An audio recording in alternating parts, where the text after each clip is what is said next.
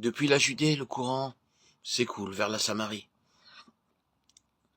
Mais cependant, en parvenant en Samarie, il n'a pas stagné.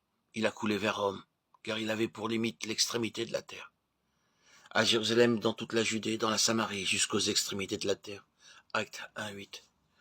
Bien que nous puissions voir la progression régulière du dessein divin à travers le livre des Actes, cependant, à la fin de ce livre, nous constatons que le concept chrétien n'avait pas été entièrement clarifié. Mais lorsque nous lisons la lettre aux Hébreux, nous voyons que le chrétien avait émergé d'un stade transitoire et que le nouveau concept avait été parfaitement intégré. Dans les Actes, nous y voyons des juifs chrétiens. Ils se réunissent avec d'autres chrétiens, hors du temple. Toutefois, ils vont encore au temple. Mais dans le livre aux Hébreux, nous constatons qu'il n'est plus fait mention d'un juif chrétien, mais simplement d'un chrétien tout court. Et qu'il ne se réunit plus désormais qu'à certains moments dans le temple et à d'autres moments hors du temple. Ce qu'il pouvait faire lorsque l'Esprit avait été tout récemment répandu à Jérusalem, il ne pouvait plus le faire maintenant. Le courant de l'Esprit progressait jusqu'aux extrémités de la terre.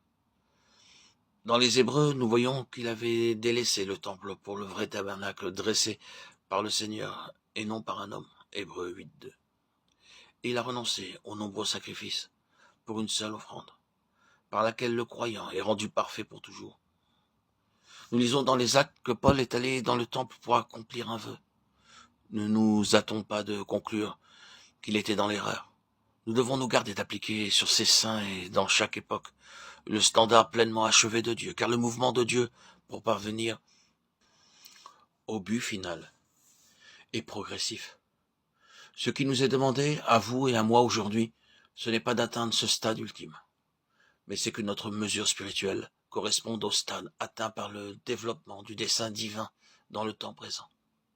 Vous et moi, nous devons être trouvés au niveau que le courant de l'Esprit a atteint aujourd'hui, non pas à celui auquel il est parvenu dans le passé, ni à celui qu'il atteindra dans le futur.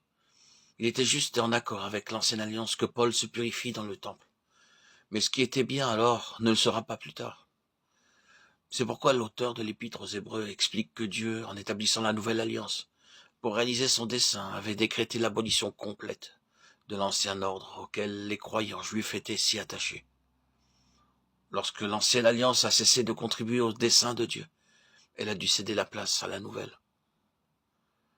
Le livre des Actes marque une progression du commencement à la fin, et lorsque le récit se termine au 28e chapitre, le mouvement de l'Esprit ne cesse pas.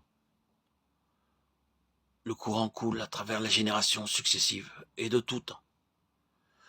Dieu cherche à lever des instruments qui apporteront leur contribution en fonction du stade atteint par l'Esprit dans son puissant mouvement en avant.